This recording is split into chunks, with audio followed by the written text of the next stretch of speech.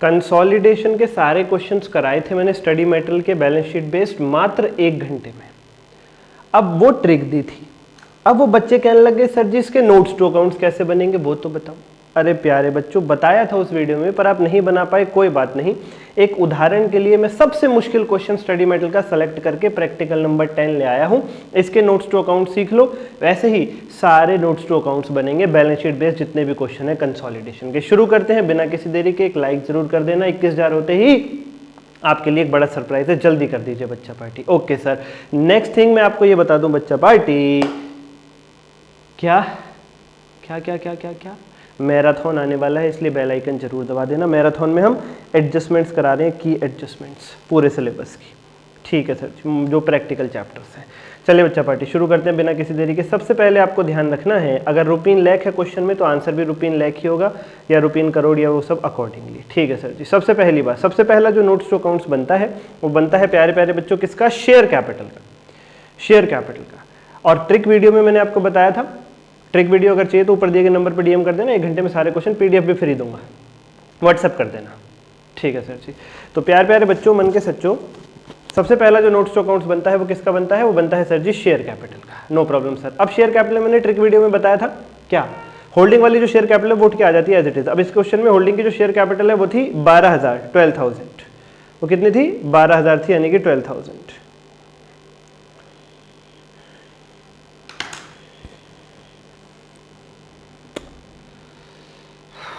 वो थी 12,000 यानी कि 12,000 बच्चा पार्टी, ठीक है सर। अब एक शेयर 10 रुपए का है, 12,000 को 10 से डिवाइड करो, 1200 शेयर आ गए। तो आपको ऐसे लिखना है 1200 equity share @10 each fully paid up 12,000। और नोट्स टू अकाउंट्स में भी रुपीन लाख लिखना जरूरी है, ध्यान रखिएगा मेरी बात को, नोट्स टू अकाउंट्स में भी रुपीन लाख लिखना जरूरी है, ठीक है सर। सेकंड जो नोट्स टू अकाउंट्स बनता है बच्चा पार्टी वो रिजर्व सरप्लस का, जिसे थोड़ी देर बाद समझाऊंगा।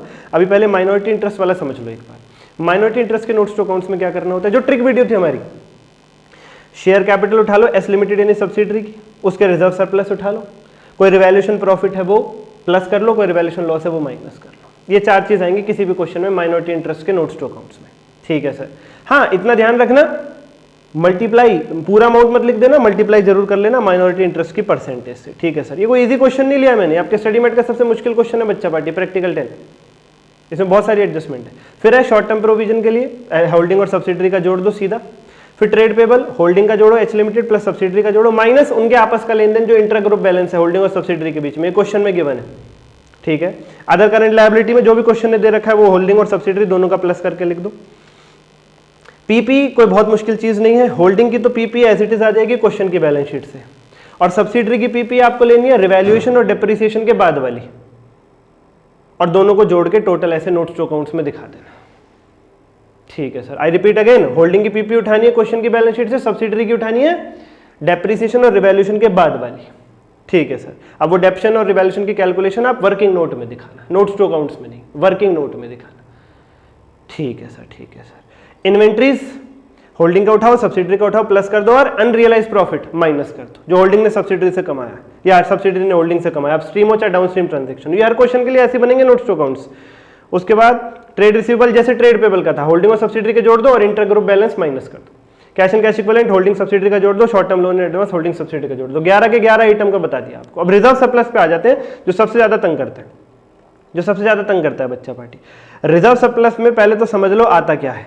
कंसोलिडेटेड बैलेंस शीट में रिजर्व सरप्लस में जो अमाउंट जाता है उसमें क्या होता है, होल्डिंग के प्री हो चाहे पोस्ट हो रिजर्व प्रॉफिट, सारे होल्डिंग के प्री एक्विजिशन और पोस्ट एक्विजिशन वाले सारे रिजर्व प्रॉफिट आते हैं, सारे सारे, ओके सर जी। सब्सिडरी के केवल पोस्ट एक्विजिशन वाले आते हैं। सर प्री पोस्ट क्या है, जिस दिन होल्डिंग ने सब्सिडरी के शेयर खरीदे हैं उस दिन से पहले वाले सब्सिडरी के रिजर्व और profit pre acquisition reserve profit कहलाते हैं, और उस दिन के बाद वाले पोस्ट एक्विजिशन रिजर्व प्रॉफिट कहलाते हैं। तो होल्डिंग के तो प्री हो चाहे पोस्ट हो, रिजर्व हो चाहे प्रॉफिट हो, सब आएंगे कंसोलिडेटेड बैलेंस शीट में रिजर्व सरप्लस में। सब्सिडरी के केवल पोस्ट वाले रिजर्व और पोस्ट वाले प्रॉफिट आएंगे, प्री वाले नहीं आएंगे। सब्सिडरी के प्री वाले रिजर्व और प्रॉफिट इंट्रिंसिक वैल्यू और कैपिटल रिजर्व की कैलकुलेशन में चले जाते हैं, गुडविल और कैपिटल रिजर्व, और माइनॉरिटी का हिस्सा माइनॉरिटी इंटरेस्ट में चला जाता है। ओके सर, ओके सर, ठीक है सर। तो ऐसे लिखो, एच कंपनी, उसके प्री एक्विजिशन और पोस्ट एक्विजिशन वाले reserve profit general reserve question में गिवन था, P&L क्वेश्चन में गिवन था। बस P&L में जो एडजस्टमेंट करनी हो वो ध्यान रखना। कौन सी एडजस्टमेंट करनी पड़ सकती है, extra depreciation due to revaluation minus करना पड़ सकता है, अगर कोई डिविडेंड गलत ट्रीट हो गया है, जो कॉस्ट ऑफ इन्वेस्टमेंट से माइनस होना चाहिए था वो माइनस होगा यहां पर, और अनरियलाइज प्रॉफिट जो भी इन्वेंट्री से माइनस किया था वो यहां पर माइनस होगा। ठीक है सर, ठीक है सर। उसके बाद सब्सिडरी के पोस्ट एक्विजिशन रिजर्व, ये कैसे पता चलता है भाई? देखो सीधी सी बात है, क्वेश्चन ने ओपनिंग बैलेंस दे रखा था 3000 और क्लोजिंग बैलेंस दे रखा था 1380 और बताया था 3000 में से 1800 रुपए का बोनस दिया है, 1800 रुपए का बोनस दिया है। ठीक है सर, ठीक है सर। तो 3000 रुपए के रिजर्व पहले से थे जिसमें से 1800 का बोनस दे दिया, बचे 1200। 1200 के बाद वो बढ़ के हो गए 1380, तो कितने बढ़ गए? 180। उसमें ले लो होल्डिंग का जो हिस्सा है 60%। ये होल्डिंग की परसेंटेज मल्टीप्लाई करना मत भूलना यहां पर। जब हम कंसोलिडेटेड बैलेंस शीट में रिजर्व सरप्लस का नोट्स टू अकाउंट्स बनाते हैं तो उसमें होल्डिंग कंपनी के रिजर्व और प्रॉफिट प्री और पोस्ट एज इट इज आ जाते हैं, कोई परसेंटेज मल्टीप्लाई करने की जरूरत नहीं है। बस ध्यान क्या रखना है, डिविडेंड की, अनरियलाइज प्रॉफिट की और एक्स्ट्रा डेप्रिसिएशन के, तीन चीजें माइनस होंगी प्रॉफिट्स में से। Extra depreciation due to revaluation, अगर lesser depreciation due to revaluation है तो प्लस भी होगा। अच्छा, सब्सिडरी के केवल पोस्ट वाले लेते हैं, और सब्सिडरी के पोस्ट वाले लेते वक्त क्या ध्यान रखना है? मल्टीप्लाई करनी है होल्डिंग की परसेंटेज से, एज इट इज नहीं लिख देने। होल्डिंग का जितना शेयर वो लिखना, क्योंकि consolidated balance sheet holding company बना रही है ना कि कोई और। अपने तो वो पूरे लेगी होल्डिंग कंपनी, लेकिन सब्सिडरी में सब्सिडरी के कौन से रिजर्व प्रॉफिट लेगी? जितना उसका हिस्सा बनता है उसमें उतना। माइनॉरिटी वाले तो अलग दिखा रहे हैं ना, माइनॉरिटी में उसकी तो हेडिंग अलग है, माइनॉरिटी इंटरेस्ट।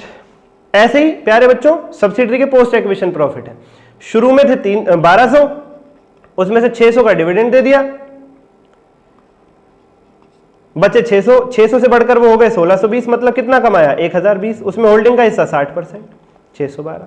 और कैपिटल रिजर्व लिख देना, वो जो हमारा कॉस्ट ऑफ इन्वेस्टमेंट और इंट्रिंसिक वैल्यू को कंपेयर करके, अगर कैपिटल रिजर्व आ रहा है तो ये। अगर गुडविल आती है तो वो तो इंटेंजिबल एसेट में आती है, पीपी के नीचे, नॉन करंट एसेट्स में, बैलेंस शीट में एसेट साइड। ऐसे बनाने प्यारे बच्चों नोट्स टू अकाउंट सबको।